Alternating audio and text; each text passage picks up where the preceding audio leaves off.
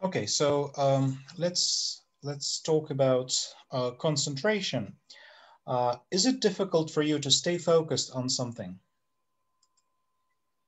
Um, when I need to perform some computer-intensive calculations related to my work, it's quite hard to stay focused on them a long time, very long time. For a lengthy period of time, you can also say, or you can give some examples when it's hard for you to concentrate. So you can say, when I'm washed out, or when I'm overloaded with information, there are constant interruptions in my work, I'm overwhelmed with the amount of tasks which I have to complete. Right. Okay. So when is it hard to concentrate? You can repeat some of the ideas which I mentioned now. In truth, when I'm exhausted from work and have sleep deprivation, or if somebody from my colleagues distract me during the work, all of this influence on my productivity. Okay, so influence my productivity. If influence is a verb, then you don't use a preposition. They influence my productivity. Or you can say they have an influence or a negative influence on my productivity. Yes. Okay, I will ask you a question that is similar. So you'll be either asked one or the other, but I will ask you both. Now, what may distract you when you're trying to stay focused?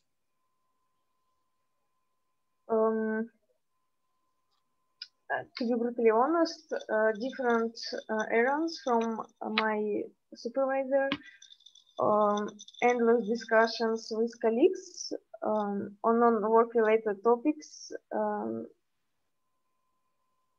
deflect my attention away from work. Okay. In what situations do you need to concentrate? Well, the most crucial times when I need to concentrate and boost my brain activity while I'm writing reports or do calculation related to my work, or when I'm preparing to exams, so I want to be fully focused. Okay, so you can also say when I need to be accurate. This is one idea. Or when I'm surrounded by a number of distractors, or a big number or whopping number of distractors. Number of. Okay, so what do you do to improve concentration? Well, in order to improve concentration, I do regular exercises such as push-ups and pull-ups and squats. And on weekends, I'm trying to get outside for a short walk through the nearest park. Okay, so you can also mention I try to take out background distractions, or you could say I eliminate pointless distractions. Okay, right. So exercises, physical exercise is also nice. Right. Is it easy for you to do two things simultaneously? For me personally, all comes down to the complexity of job. For instance, I could do cleaning and cooking simultaneously when I need to boil water. For instance, when I need to boil water for spaghetti, meanwhile I can start to clean my room. So here, when you do two things at the same time, this is called multitasking. Режим многозадачности. It would be very nice if you could mention I'm good at multitasking or I'm not good at multitasking. Or and additionally, you can also say it renders me prone to mistakes or prone to committing mistakes. Okay, that's another expression that can be used here. Okay, now part two topic, which you chose, that's waiting in a line. So you need to to describe a situation when you had to wait in a standing in line. To describe an occasion when you were standing in line, you should say when it was, where you were, why you were there, and how you felt about it. Okay, so if you're ready, please start. Well, nobody likes to stand and wait in queues and be packed like sardines, but still there are always long queues at railway station, airports, and other public places. Therefore, I would like to share my experience of being in a serpentine queue to buy groceries. It happened during the lockdown because of COVID-19 pandemic, and all over the world, governments introduced restrictions, not only for public but also for business sphere. Thus, supermarkets could survive.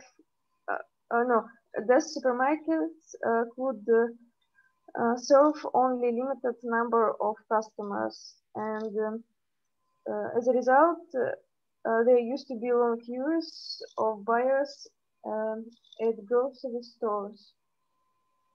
One day, I had to stand in the checkout line at the supermarket, and I can never forget this terrible experience. This queue was more than 100 meters long, as we had to maintain social distancing. Unfortunately, it was a hot summer day, and it was really uncomfortable to standing in an endless queue. 1 hour passed, and still there were many ahead of me. There were many people ahead of me. I was trying to spend my time chatting with friends, but soon my mobile battery ran out of charge. I already lost my temper, but couldn't leave the queue. Finally, after 2 hours, I reached the counter and purchased essentials. I was lucky because I could bought everything what I want, but such experience wasn't pleasant at all for me. Okay, so what I can recommend to improve your score, say, so everyone doesn't like or nobody likes. You can, instead of saying everyone, you can say virtually everyone. Who knows, maybe there is somebody who likes it, but it doesn't matter. In here, what matters is whether, what matters is that you can use a collocation, virtually everyone. Now, you can say it happened during the pandemic, but you can also say it must have happened around 2, 3, 5 months ago. And then you'll use modal verb with perfect infinitive. So that's a nice construction. Now, here it would, a perfective participle would be really appropriate.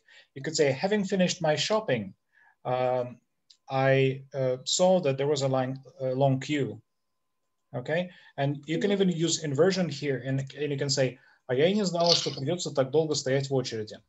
Try to say it.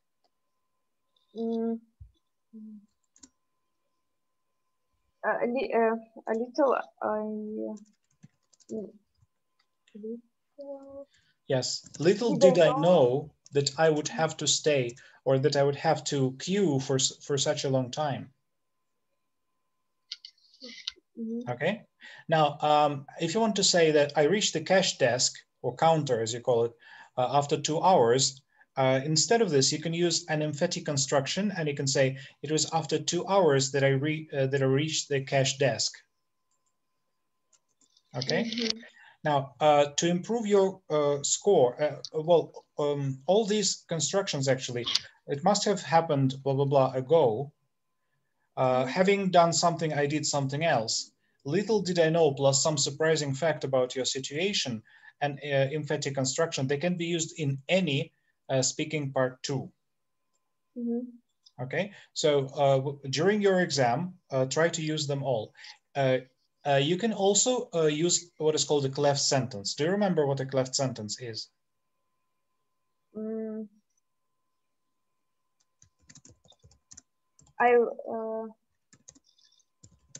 For example, here's a simple one. You can say, I like his sense of humor, but instead you can say, what I like best about him yes, is his sense of humor. But what you can, what you can say here is, it's also a clef sentence. You can say, what made matters worse, because there is a bad situation. What made matters worse was the fact that, and you can mention maybe somebody was talking loudly on the mobile phone, maybe it was very hot inside, very stuffy, so something negative. And then you will use like one construction, 2, 3, 4, and 5 more constructions can be used here. Okay, one more. So if you forget to use little did I know, you can use another inversion. So let's say, right, you can say something like, не успела я войти в магазин, как увидела огромнейшую очередь.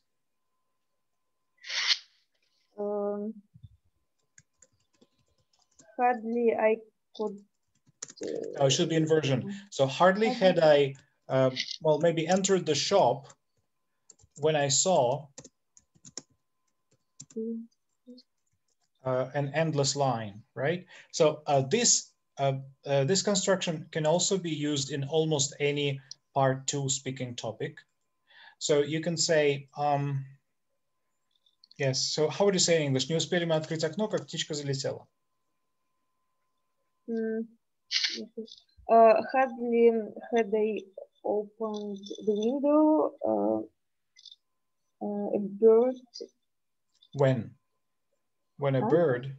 When a bird flew in. Flew in. Okay, right.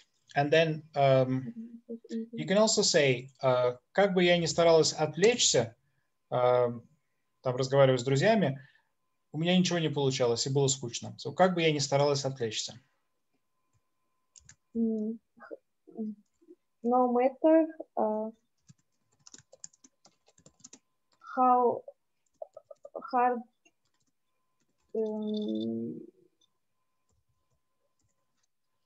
I tried because no matter how hard I tried to distract myself, it was impossible because, and so on, because my battery was dead and so on. Right, so this is one more construction that you can say. Another way to say the same is, however hard I might try to get distracted or to distract myself or to unwind, however hard I tried, or if you say might try, that would be probably a bit better. However hard I might try to do something. Right, let's also try to use this construction. Как бы ни старались ученые, они так и не смогли разгадать тайну мозаики Ломоносова.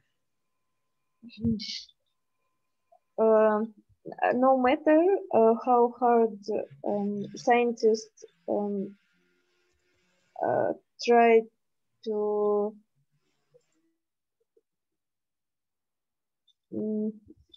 because no matter how hard the scientists might try, they still have been unable to unriddle the mystery of Lomonosov's mosaic. Okay, so this construction is also quite advanced, and you can use it, well, pretty much anywhere. Okay, so all these constructions can be used to improve your score almost in any part 2 speaking topic. Okay, so now I'd like to ask you some questions related to this, and they will be related to waiting. So, because your topic was waiting in a line, so what do you think of those who jump the queue? Well, personally for me, I don't like when somebody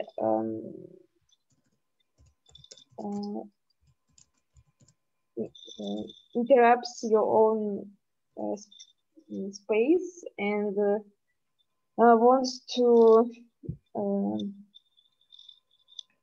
sneak without any permission and stand in front of you. So, all right, here you can also say they put themselves and their time first. Right, you do not care about others. That's quite simple. You can also say not only are they impatient, but they're also selfish.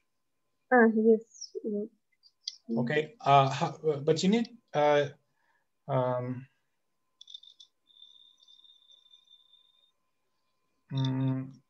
yes, but you can also develop this topic a bit more to be able to talk at length. You can say, however, it might be the fact that they're just in a hurry and they have some urgent things and have no time to, and here you can say to, let's say, you can say to wait, but you can say to await their turn to be served. But wait and wait, it's synonyms. Yes, but await is more poetic to say. So, and here you could use it, and it would be really appropriate. Now, what can you do while waiting in line?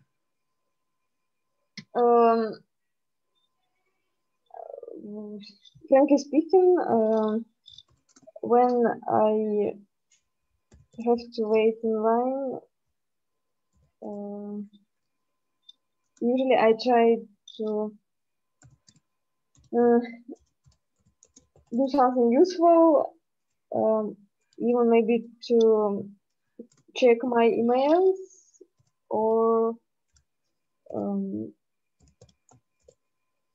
even if I can find time to talk with my nearest and dearest and discuss some latest news which happened in our family. Okay. So the expressions that I can recommend, that's you can set up reminders for important events. You can catch up on the latest news, or if you mentioned that you can also chat with your friends on the latest news and gossip with my friends, look through the newsfeed on social media, or you can just talk to a person standing next to you. You can say, spark up a conversation with a fellow line dweller. So conversation with a fellow line dweller. So that would be really nice if you said that. Dweller, it's a person who is standing in a line with you. Fellow line dweller, that's a person standing next to you in a line. No, if without line, just dweller. Oh, dweller, like it's a person who is at a certain place. For example, city dweller, it's a person who lives in a city. So dwell is пребывать. Где-то в каком-то состоянии. Или вместе. Okay, so right. So how can a company maintain the quality of the service that it gives to the public?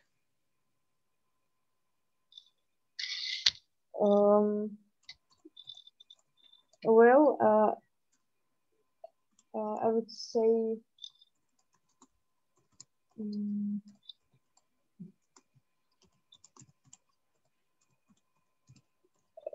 they should analyze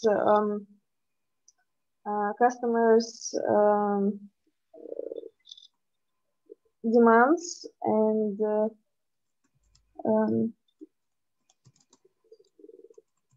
even, for example, to conduct a survey just to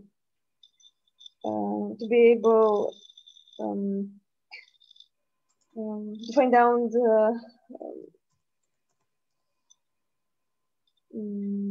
the preferences that could definitely be beneficial for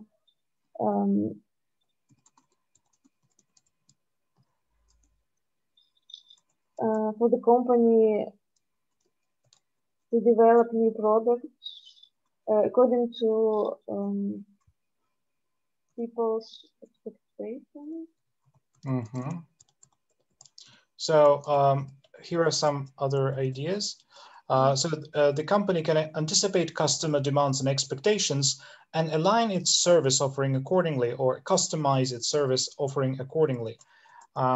Then you can also say it can take steps to redeem the situation once a customer complains about poor service quality. To redeem, разрядить?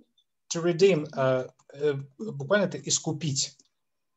So, but here it's like, well, so if there is something bad that happens, you can offer maybe, for example, free, some kind of discount next time, or maybe you offer something else, or a refund, well, depending on how serious the situation is. But for example, can I use this phrase, take steps to redeem situations, if I will get some topics related to somehow like problems and solutions?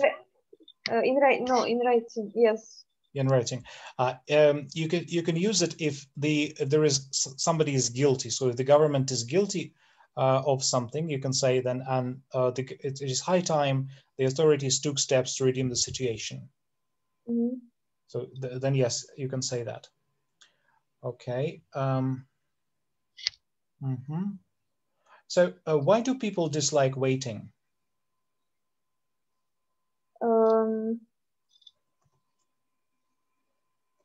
I would say that people they try to value their time, and instead of being in long queue, they want to complete other tasks related either to the job or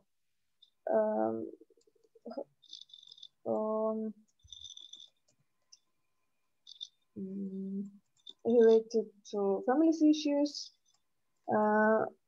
or sometimes some people, customers, they impatient by nature, and they easily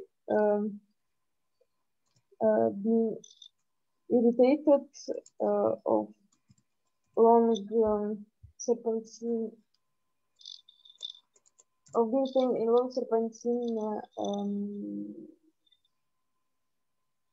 queues.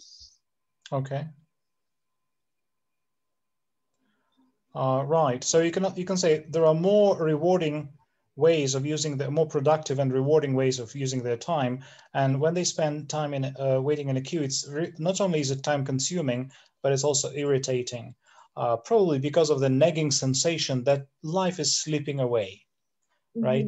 And they, on top of that, they don't want to squander their time in stasis. Okay. Yes, like in static condition, like waiting in it. So do people in your country like waiting in line? To be brutally honest, I would say nobody likes to spend hours long in queue.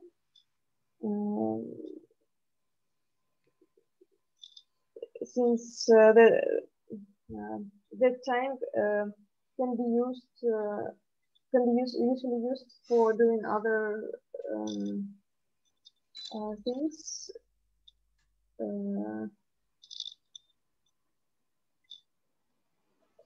Only I would say probably retired people, they can afford to stay in huge lines because they have time for that. Okay. Right. So what are the daily experiences that people have to wait for? Well, I would say probably if to go in some government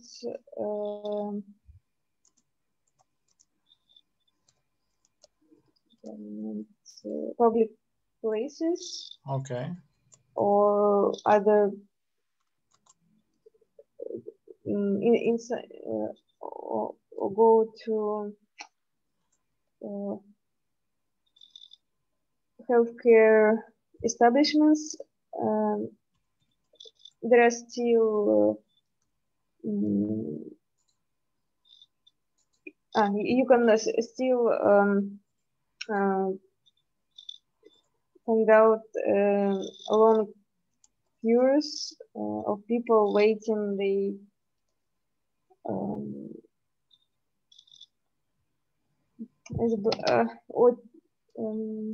очередь. Line queue. Huh? Line queue. Yes. Waiting the line queue. And I think this all comes down to the bureaucratic hurdles. Yes, bureaucratic hurdles. So if you go to some kind of organization where there's bureaucracy, you need to overcome all these bureaucratic hurdles to get your documents, so you have to wait. Also, you can mention security checks at work and physician services, and waiting in a traffic jam. So when you being stuck in stop and go bumper to bumper traffic, when you're waiting, and sometimes there is no end in sight. So you can use this vocabulary also for describing waiting. Okay, right. Thank you. That is the end of your speaking test.